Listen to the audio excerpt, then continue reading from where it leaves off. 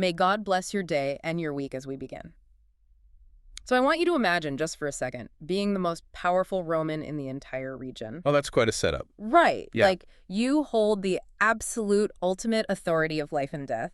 You command this massive military force. You're untouchable, essentially. Exactly. Untouchable. Yet you find yourself absolutely terrified of a silent, bleeding prisoner standing right in your own courtyard. Yeah, it's a wild contrast. It really is. Today, we are taking a deep dive into the 19th chapter of the Gospel of John. And, if you are listening to this thinking you already know the story. Like from Sunday school or, old paintings. Yeah, exactly. If you think you know it, we are going to ask you to just set that familiarity completely aside for this deep dive.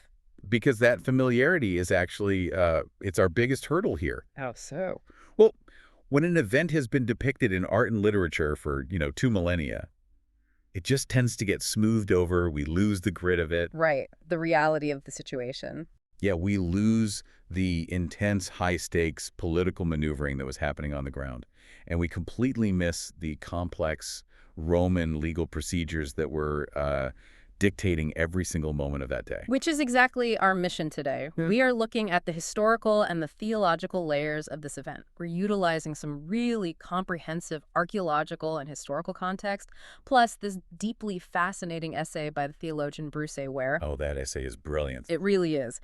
We are going to unpack the political powder keg of Pontius Pilate's courtroom, the brutal realities of Roman execution, And this is the best part. The profound cosmic legal transaction happening behind all the physical suffering. Yes. So by the end of this deep dive, you'll see the historical weight of this moment in a completely new light. So let's start with Pontius Pilate. Let's do it. Because the historical record shows us a very different man than the sort of caricature we usually imagine, right? Oh, completely. The text shows he doesn't actually want to execute Jesus. Which seems completely counterintuitive for a ruthless Roman governor. Right. It doesn't fit the stereotype at all. Okay, let's unpack this. He initially orders Jesus to be flogged. Now, to modern ears, flogging sounds like a horrific end in itself. It does. It sounds like a death sentence. But the historical context gives us a much more pragmatic picture of what Pilate was trying to pull off here. Yeah, we have to look at the tiers of Roman corporal punishment to really understand Pilate's strategy. Wait, there were tiers? Oh, yeah, the Romans were highly categorized with this stuff. There were different classifications of beatings. So you had the severe flesh-tearing scourging associated directly with capital crimes. The really brutal one. Right, that was called verberatio. But there was also a lighter, obviously still deeply painful, but a lighter form of beating called fustigatio. Okay, and what was that used for? It was essentially used for minor offenses, or Yeah. like a severe public warning for someone who was causing a localized disturbance, but hadn't actually committed treason. So if I'm looking at this from Pilates' perspective, he's acting a lot like a modern middle manager caught in a massive PR nightmare. That is a great way to put it. He's examined the defendant. He knows Jesus hasn't actually broken any Roman law. Right. But he has this angry, mobilized crowd of local leaders demanding a sentence. And he's terrified of a riot breaking out in his district. Riot would ruin his career. Exactly. So he uses this fustigatio as a political calculation. He thinks, if I just humiliate this guy publicly, maybe that quenches the mob's thirst for blood and I can make this whole problem disappear. That is the exact psychology of the moment. He is trying to thread a needle between Roman justice and just, mob appeasement. Wow. And then the Roman soldiers, who are entirely desensitized to this kind of violence, they take this mandate for public humiliation and turn it into this dark, theatrical farce. The crown of thorns, right. Yeah. They weave a crown of thorns, which historically was likely a crude parody of the rayed crown, often worn by divine rulers in the East. That's awful. And they throw a purple robe over it. The purple robe is such a vital detail here. Purple wasn't just an expensive dye back then. No, it was the imperial color. Right. It was legally restricted. You could be severely punished just for wearing it without authorization. Exactly. So for these foot soldiers to dress a Jewish prisoner in imperial purple, it's not just a passing joke. It's a highly charged political mockery. It is a profound insult to the local people. And they compound it, right? They march up to him, slapping him and yelling, "Hail, King of the Jews." Which is a parody of something else, isn't it? Historically, yes. It's a direct, sarcastic parody of the mandatory Roman greeting, Ave Caesar, Hail Caesar. Wow, they're really laying it on thick. They are treating this man as a ridiculous, pathetic caricature of the emperor in Rome.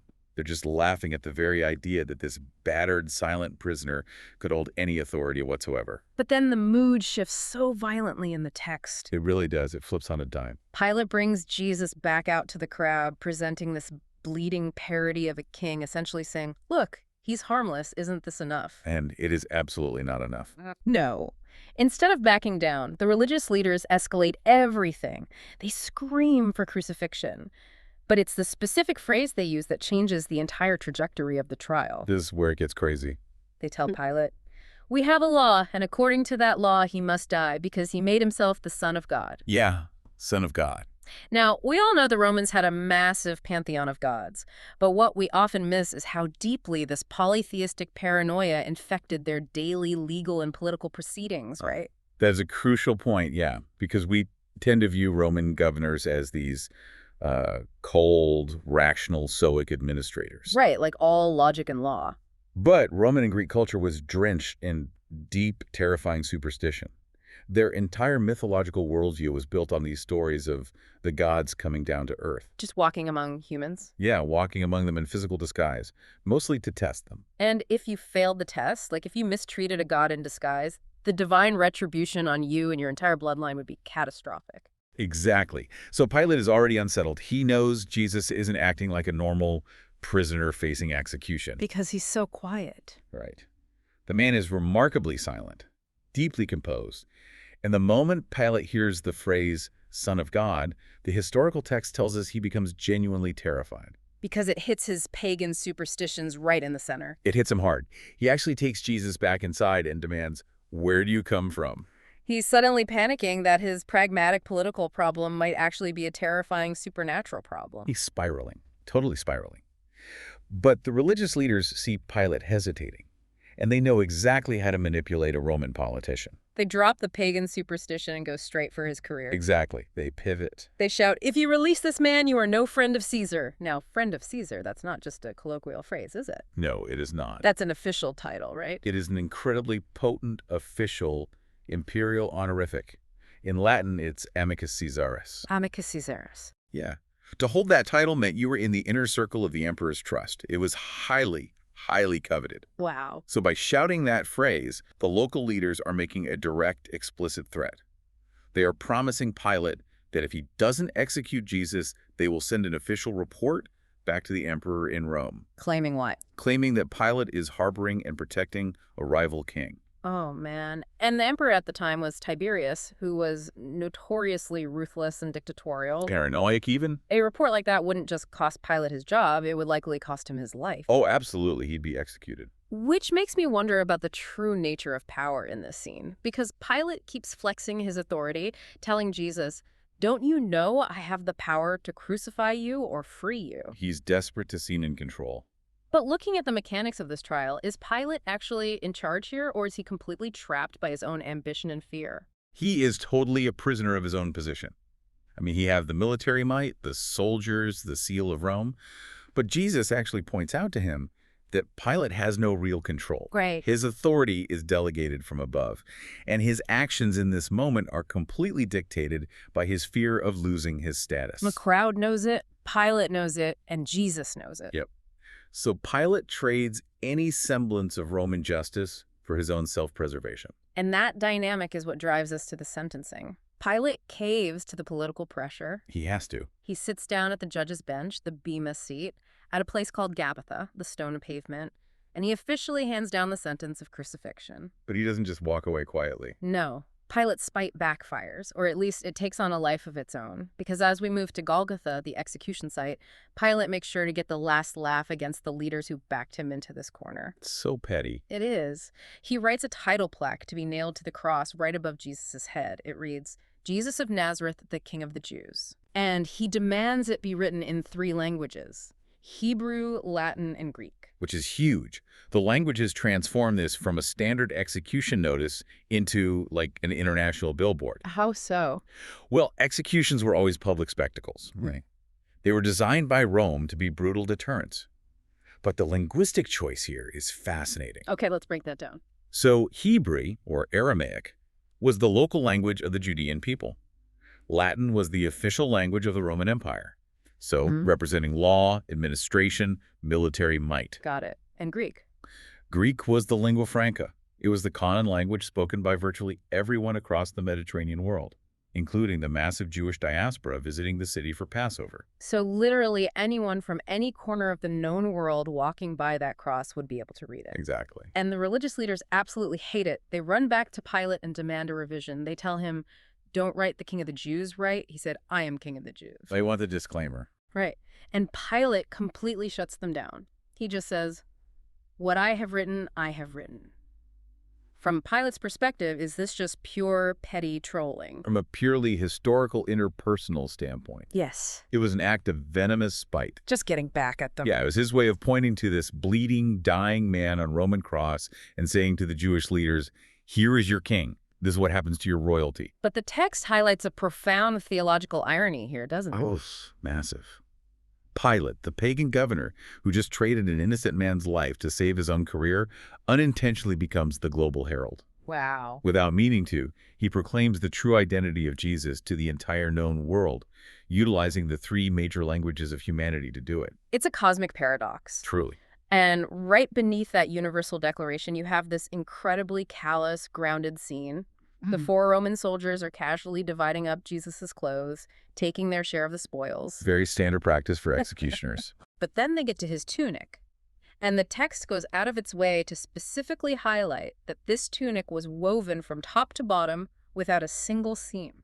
Yeah, that detail is key. So instead of tearing it into pieces and ruining it, the soldiers decide to cast lots to essentially roll the dice and gamble for it. And we really cannot gloss over that detail. This isn't just color commentary added for narrative flair. What's the significance? It points directly back to the Old Testament, specifically to Psalm 22. Oh, right.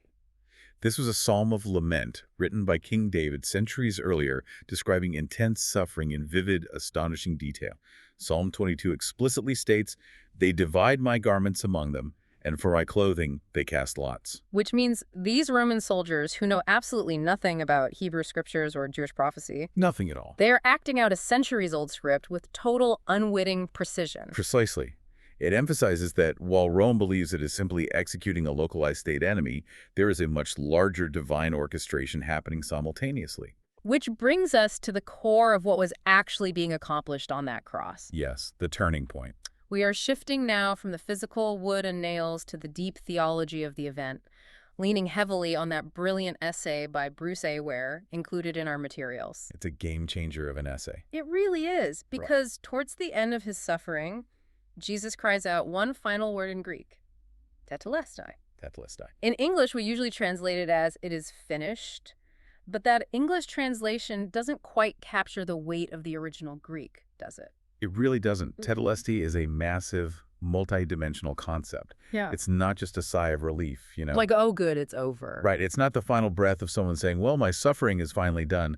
Tetelestai is fundamentally an accounting term. An accounting term. Yeah. It was commonly used in the ancient world on business documents, ledgers, or tax receipts to indicate that a debt had been completely consummated. So it literally meant paid in full.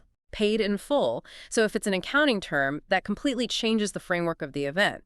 Here's where it gets really interesting. Yeah, Ware's essay unpacks this beautifully. It does, through the lens of penal substitution.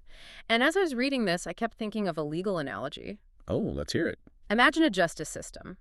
If the state has a guilty prisoner, the state has the total legal right to lock them up. Sure. The prisoner's actual objective guilt is the foundation of the state's power over them. Right, the jurisdiction. But the second that sentence is fully served, or the second someone else legally pays the fine on their behalf, the state loses all its power over that person. Their legal jurisdiction evaporates. They have to open the cell door. That analogy perfectly captures what Ware is communicating about the cross, specifically regarding the power of Satan. How so? Culturally, we often think of the battle between God and Satan as this cosmic arm wrestling match of magical powers, right? Light versus dark. Yeah, like a movie. But Ware points out, referencing texts like Colossians 2, that it's actually a legal transaction. The biblical text talks about a record of debt that stood against humanity because of our continuous violation of God's laws. Okay. Satan's power, his jurisdiction over humanity, is based entirely on the legal guilt of sinners.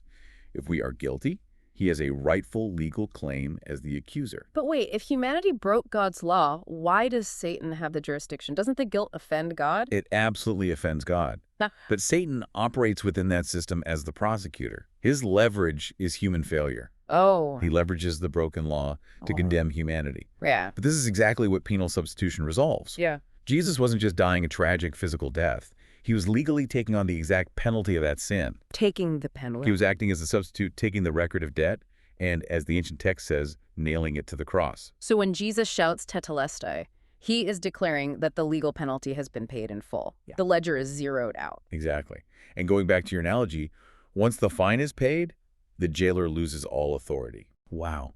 Satan's legal jurisdiction over humanity is completely revoked in that moment because the guilt that gave him power has been legally removed. That's incredible. The physical event looks like a horrific defeat, but legally and spiritually, it is the ultimate triumphant victory. It is a staggering shift in perspective. The accounting of the cosmos is settled. Settled entirely. But even as we talk about these massive spiritual victories and legal ledgers, the narrative pulls us right back down into the gritty, physical reality of the execution. That doesn't let you forget the physical cost.